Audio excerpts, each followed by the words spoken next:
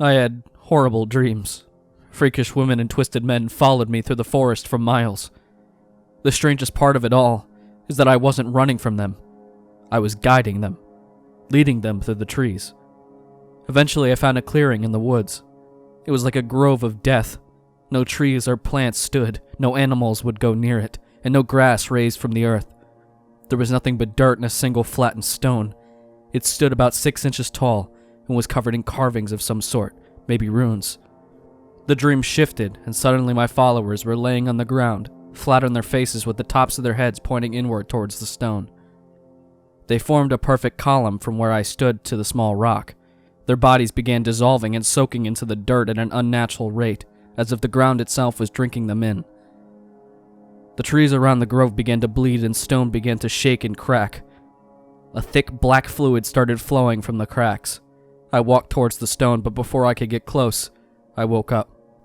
I was groggy and still exhausted. I had no idea how long I was out, but it felt like I had just fallen asleep.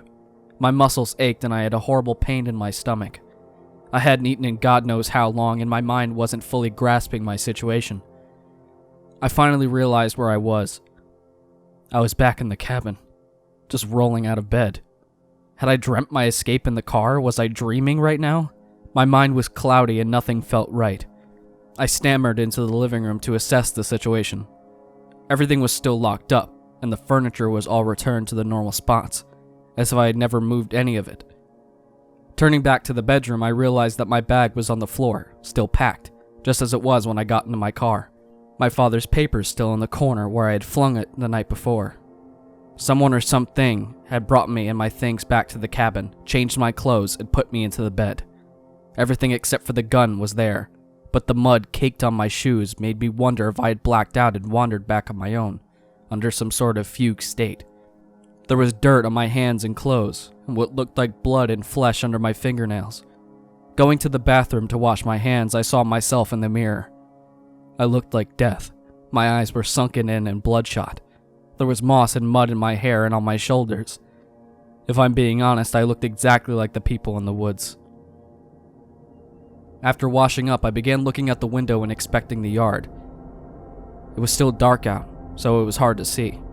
Worse yet, a fog had rolled in, and visibility was almost at zero.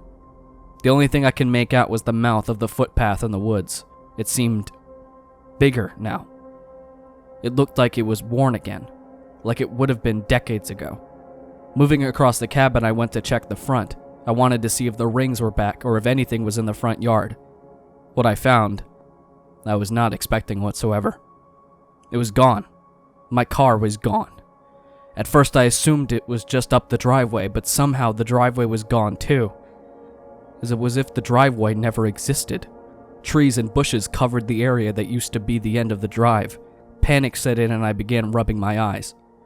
I couldn't believe any of it. Nothing made any sense. I was certain I was losing my mind. I was certain I was going to die there in that fucking cabin. At times I honestly wished that I had. I opened the door, hoping to have just been imagining what my eyes showed me through the window. But as if I had tripped some kind of alarm, my first step on the porch was met with the familiar rustling in the trees. It was happening again. They were coming again. From the front of the cabin this time. They strode directly to my front door this time. But before I could even move to double check the lock on the door, a woman was suddenly staring me in the eye, directly on the other side of the glass. As I jumped back, the window shattered and multiple hands began pushing the boards free. The hinge pins on the front door began to shake and fall upwards. Out of the hinges they sat in. The lock began to turn just as the bedroom window exploded, followed by a dull thump. They were in the cabin now.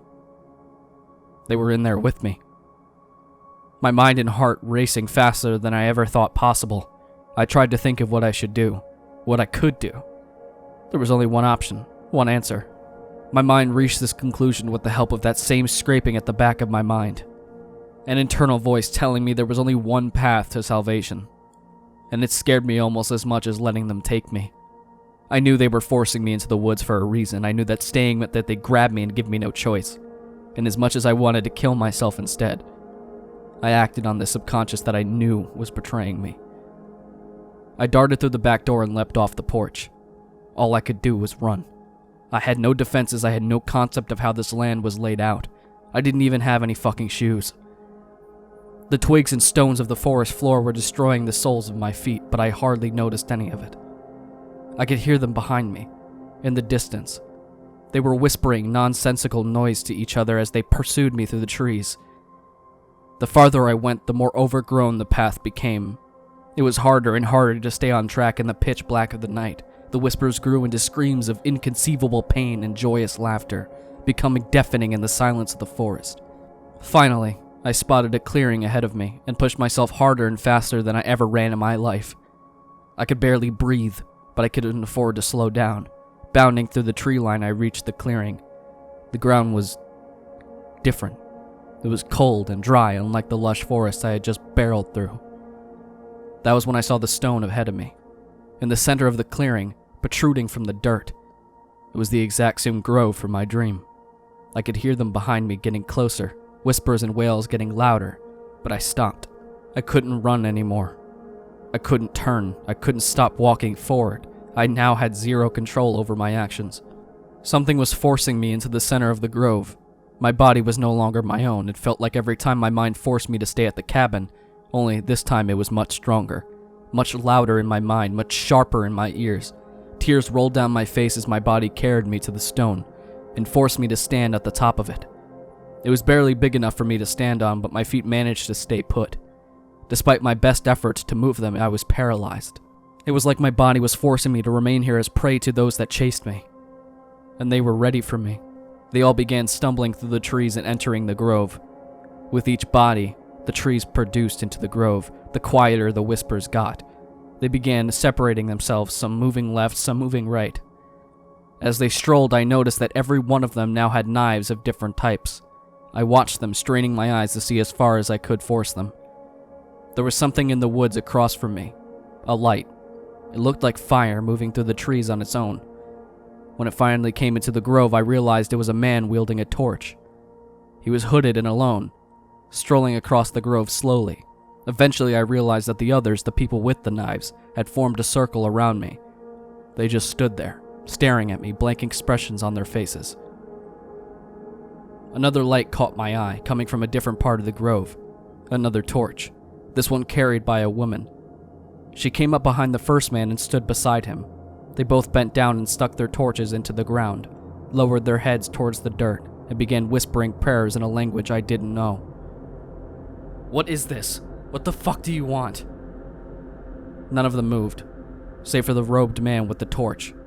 He raised his hands into the air and clenched them into fists. And with that, the people in the circle all turned to their sides, their left sides facing me while their gaze turned to the backs of the person in front of them. A man in a suit took his knife to the woman in front of him and quickly slashed her throat. She calmly laid face down in the dirt. Gurgling and choking sounds were the only noises produced as she simply let herself die.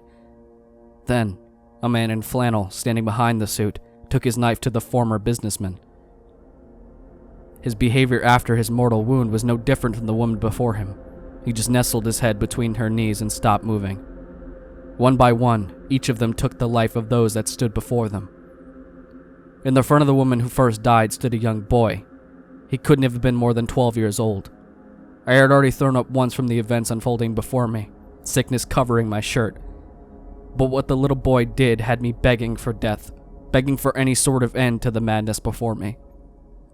The child turned his head and looked at me, smiled, and whispered, "Welcome home," as he took the knife and began slashing and swiping at his own throat, slowly grinding it down to an artery, grinning and staring at me all the while as he lowered himself to match the others in the dirt. I felt broken inside. I was crying uncontrollably, but I still couldn't move off of the stone. I managed to force my head to look down to my feet again, and I noticed something at the base of the stone. It was a moth, laying in the dirt, trying to fly away, but most of its body wasn't working, just one wing. Then I noticed the rest of the bugs, creating a perfect circle around the base of the rock. Around the circle of insects and arachnids sat another ring. This one was twice as big and comprised of small animals, just like the one in the backyard. My eyes crept along the ground, realizing that suddenly every dead animal ring I had seen around the cabin was now here, each ring bigger around than the last, and each made of bigger animals. The last ring was the one I just witnessed the creation of. The people, all of them dead, now formed a perfect 10-foot circle. The stone and I were nestled in the very center of these rings. The smell of blood and decay began to fill the air as the man picked up his torch and began walking towards me, stepping on the dead as if it were a rug. He dragged the torch along the ground. Where every dead creature is touched immediately burst into flames. The woman followed suit and began setting the deceased ablaze. It was unnatural the way the fire traveled, but each ring of corpses quickly created perfect circles of fire. The sickly sweet smell of decay was replaced with the odor of burning flesh and singed hair.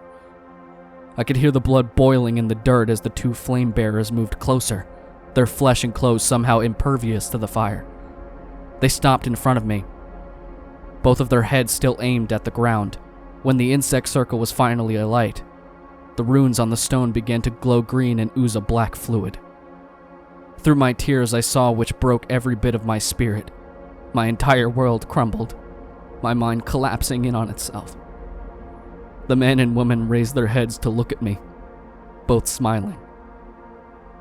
It was my parents. My father, who was supposed to be 6 feet under in LA. And my mom, who would have been passed out drunk 400 miles from there. Welcome home.